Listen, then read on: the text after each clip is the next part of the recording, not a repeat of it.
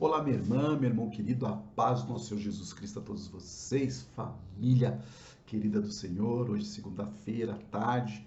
Na segunda-feira, normalmente é o dia que eu tiro assim para folga, né? Para me ficar mais um pouco na meditação, cuidar das coisas da vida também, né? Porque de segunda a domingo, de segunda não, de terça a domingo a gente não para. Mas hoje o Senhor me despertou aqui para responder a muitas perguntas que me fazem sobre qual é a ordem que ele deve seguir na igreja.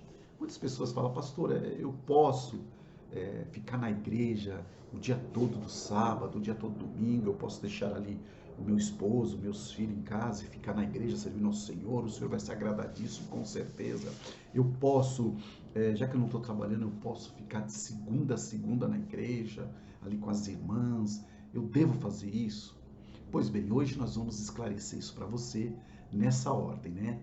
Que ordem eu devo seguir? Deus, família, trabalho e igreja? Desses 4 pontos, qual é a ordem certa na Bíblia que eu posso seguir? Pois bem, hoje eu vou dar a resposta para você sobre isso. Eu separei um texto aqui e vamos estar lendo junto. Olha que diz aqui, a escala de valores de muitos cristãos está desordenada. Alguns estão vivendo de modo desordenado porque não entenderam o que as Escrituras nos ensinam a respeito do assunto. Outros porque, mesmo tendo consciência de valores e prioridades, não conseguem tê-los em prática, colocar em prática. Mas a primeira coisa a ser feita na ordenança do nosso passo a passo é conhecer a escala de valores dos pontos de vista de Deus. Aquilo que a Bíblia nos ensina, depois é lutar para fazê-los funcionar. Quando nós entendemos essa escala da Bíblia nas Escrituras, na Palavra de Deus, nós começamos a crescer. A crescer por quê? Porque nós começamos a ter um entendimento. Então, o que eu digo para você, a resposta que eu lhe dou, que o primeiro de tudo, de todas as coisas, é buscar a Deus. Primeiro é Deus em primeiro lugar. Olha só, não há nada, absolutamente nada, que pode ocupar primeiro lugar de nossas vidas, a não ser o mandamento dado por Moisés, que foi lembrado e enfatizado pelo próprio Jesus Cristo. Um dos mestres da lei aproximou-se, ouvindo, discutindo ali, notando que Jesus lhe dara uma boa resposta, perguntou a ele: Jesus, mestre, de todo mandamento, qual é o mais importante? Aí Jesus responde: o mais importante é este: ouve, ó Israel, o Senhor, o nosso Deus, o Senhor é o único Senhor. Entendimento de todas as suas forças. Olha o que o Senhor responde a ele: amar ao Senhor, o único Senhor. Amar o Senhor de todo o teu coração, de toda a tua alma, de todo o seu entendimento e de todas as tuas forças. Isso é que o Senhor diz. Jesus aqui dizendo. Ele continua ali os fariseus ouvindo e ele acrescentou mais um. Ele diz, e o segundo é este: ame o seu próximo como a ti mesmo. Não existe mandamento maior que esse. Isso está ali no livro de Marcos, capítulo 12, verso 28, 31. Você percebe que o amor de muitos estão esfriando mesmo. Ninguém está amando mais o seu irmão como a ti mesmo. Nós ouvimos ministrações de homens, pastores, missionários, missionárias, evangelistas, que eles são claros e enfatizam, olha, se você tem uma pessoa que ela não te traz fruto, que ela não te dá bem, não ande com ela. Não ande mais com ela. Se você tiver alguém que não te traz paz, larga dele. Minha amiga e meu amigo, às vezes essa pessoa que você está deixando de lado é uma pessoa que pode te socorrer amanhã. É verdade. Uma vez eu lembro que eu falei para minha família, eu falei, filha, é importante você ter uma amizade, não amizade, sabe, um contato, amizade não, mas um contato, até com a pessoa que puxa uma carroça, um carroceiro, um catador de papelão. Porque amanhã, filha, você pode estar descendo uma rua e passar mal e ele pode vir te socorrer. Se ele não te socorrer, pelo menos fala, olha, eu conheço essa moça mora em tal lugar. Você entende? Mas as pessoas não querem mais saber disso. Jesus disse que chegaria esse tempo que o amor de muitos vai esfriar, não é mesmo?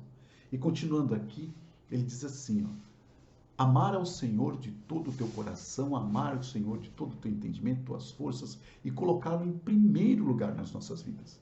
Jesus deixou bem claro que qualquer um que quiser segui-lo como discípulo, que deveria reconhecê-lo em primeiro lugar na sua vida, na frente das pessoas que normalmente nos são as mais amadas e queridas. Olha o que ele diz: se alguém vem a mim e ama o teu pai, a tua mãe, tua mulher, teu filho, seus irmãos e irmãs, além da tua própria vida, mais do que a mim, não pode ser meu discípulo. Mas presta atenção, ele diz aqui aquele que amar. Você percebe hoje que muitas pessoas largam essas pessoas. Ah, vão para a igreja. Não, Deus fala que eu tenho que estar em primeiro lugar. Ele, eu tenho que dele. Não, ele diz aqui aquele que amar, não é largar, né? Quantas pessoas, às vezes, inclusive alguns jovens, começam a congregar e larga o pai, larga a mãe, larga a família. Não, eu vou para a igreja. Meu negócio é a igreja agora. Meu negócio não é a igreja. Por quê? Porque não tem entendimento disso. E eu nem os culpo. Eu culpo aquele que está no altar, que não tem essa preparação para passar para os seus membros de igreja. E continuem aqui, ó. O Senhor deve estar à frente dos pais, dos cônjuges, dos filhos e qualquer outra família. Deve ser o primeiro no valor da nossa lista de escala de prioridade. Deve vir antes de nossa própria vida. Deve vir antes dos nossos bens e qualquer outra coisa, qualquer que falamos sobre Deus. Vir antes. Não é porque as coisas que dispomos a renunciar não têm mais lugar em nossa vida, e sim que elas vêm depois. Presta atenção no que ele diz aqui. Não é porque falamos que as coisas que nos dispomos a renunciar não tem mais lugar em nossas vidas. Você percebe que eu já falei, tem pessoas que largam tudo. Não, eu largo filho, largo marido e vou para a igreja. Estou servindo a Deus.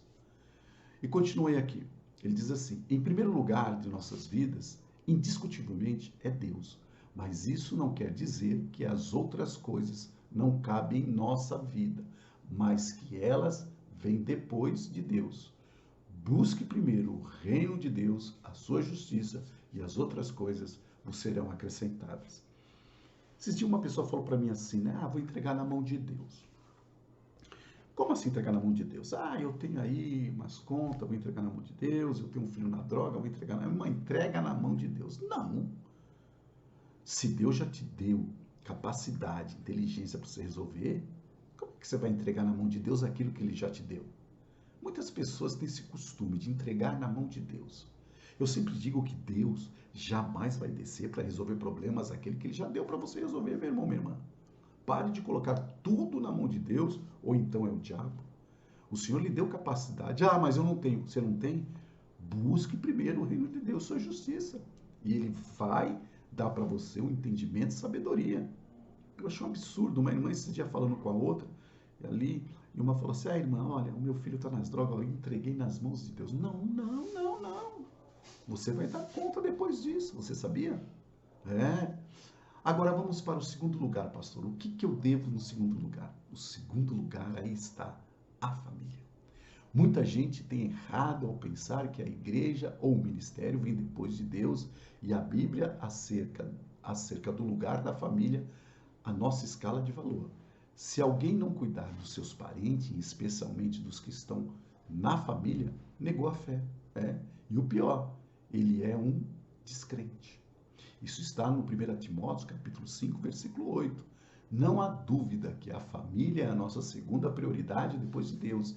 Se alguém negligenciar sua família por causa da igreja, o ministério ou qualquer outra coisa, ou mais espiritual que pareça, esta está contra a palavra de Deus, pois isso que tal pessoa está negando a sua fé. E o pior, ela é um incrédulo, ela é uma incrédula. Agora veja Paulo. Paulo estava falando com os crentes que iam à igreja, mas negligenciavam o lar.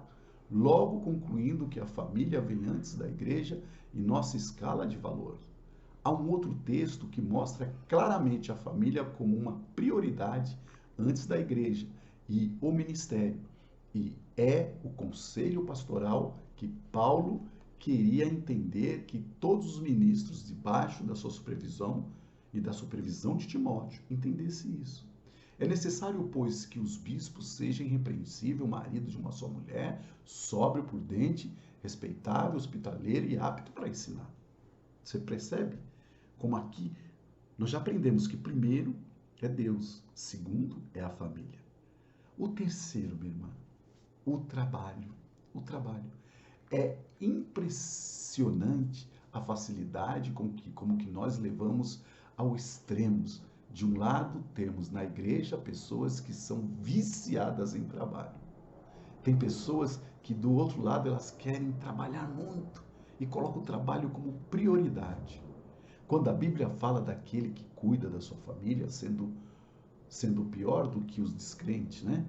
Está falando no contexto sobre o sustento material, sobre a provisão e a necessidade física. Um cristão que não leva a sério o trabalho a ponto de deixar sua família passar por necessidade está violando dois valores importantíssimos que vêm logo depois de Deus. O trabalho é uma ordem bíblica.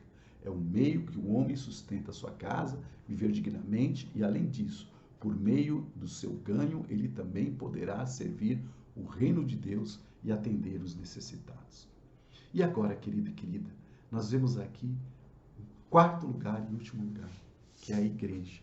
Percebe que em primeiro lugar nós tivemos Deus, segundo a família, terceiro o trabalho, agora que vem a igreja. Para muitos, parece falta de espiritualidade deixar a igreja depois da família e do trabalho, mas esta é a forma correta de encarar nossas prioridades. Mas note que estamos falando de valores de sua ordem e não sobre a escolha quais desses fatores terão lugar ou não em nossas vidas. Todos eles devem ter lugar em nossas vidas. O fato de a família vir antes da igreja não me dá o direito de não ir à igreja. Isso significa apenas que não devo negligenciar minha casa por causa da igreja, mas não me dá o direito de abandonar a igreja. Muitas pessoas não vão à igreja e aos cultos para passear com a família. Isto é errado. Devemos passear com os nossos familiares, mas isso deve ser programado a fim de não coincidir com os outros valores, como horário de culto da igreja, e não podemos deixar de nos envolver com a igreja. Não deixar de reunir-nos na igreja. Segundo o costume, alguns encorajemos uns aos outros, ainda mais quando você vê que se aproxima o dia do culto. É necessário que o crente em Jesus Cristo seja fiel em frequentar a sua igreja, não apenas porque ali ele é edificado e fortalecido, mas principalmente porque é a forma de andarmos debaixo da cobertura de Deus. Precisamos uns dos outros, precisamos nos relacionar com os irmãos. A Bíblia diz que aquele que vive isolado insurge-se contra a verdadeira sabedoria. Embora vindo depois da família e o trabalho, a igreja é um valor precioso que deve vir antes de qualquer outra coisa ligada à vida social. A importância dos irmãos se reunir na igreja, querido, eu posso colocar aqui como são vários pavis, né? Chega um paviozinho meio quase apagado, chega um menos apagado, um outro fumegando, já chega um aceso. Esse aceso liga a todos, e aí sobra aquela chama, né, que vem o derramar do Espírito Santo. Por isso, a necessidade de estarmos dentro da igreja, mas não de, largar tudo e estar na igreja. Agora, preste atenção nisso, que você deve conhecer alguém que é assim. Altivismo religioso não é a mesma coisa que fazer a obra de Deus. Muitos têm se confundido na obra de Deus, achando que o ativismo religioso, ou seja, ficar correndo de um lado para outro, se enchendo de atividade e fazendo a obra de Deus, altivismo religioso nada mais é que preencher tempo com atividades religiosas que nem sempre significa que você está fazendo a obra de Deus. Quantas pessoas, por exemplo, entram em diversos ministérios apenas para tampar buraco, mesmo sem ter qualquer dom naquela área? Isto é altivismo religioso. Quantos frequentam a igreja de domingo a domingo, apenas para achar que precisa estar presente em tudo? Isto é altivismo religioso. Quantos não conseguem tirar uma única folga para se dedicar à família de forma completa, porque tem tempo todo tomado para a programação da igreja? Isto é altivismo religioso. E altivismo religioso não é fazer a obra de Deus, é fazer uma obra humana achando que é de Deus. Se dermos valor devido a cada uma dessas atividades, mantendo-as, respeitando nessa ordem, escala de valores em nosso dia a dia, deixaremos de ter muitos problemas que já nos têm incomodado. Então percebe que primeiro, Deus, segundo família, terceiro trabalho e quarto a igreja. Eu espero que o que você ouviu, você tenha aprendido. E com certeza essa palavra aqui abriu completamente a sua mente, tá certo? Viva grandemente, você precisa ter uma vida de paz com a sua família, com Deus e com todos, com o teu trabalho, e tenha certeza que Deus, ele esclareceu muito para você esse entendimento de hoje, onde muitas pessoas perguntavam para mim e hoje eu parei para dar esclarecimento. Agora vamos orar. Pai nosso que estás no céu, santificado seja o vosso santo nome. Venha a nós o vosso reino, seja feita a tua vontade, assim na terra como nos céus. O pão nosso de cada dia nos dai hoje. Perdoai, Senhor, as nossas dificuldades, as nossas dívidas, assim como nós perdoamos aqueles que nos têm devedores. Não nos deixe, Senhor, cair em tentação. Livra-nos, ó Pai, de todo mal. Amém. Deus abençoe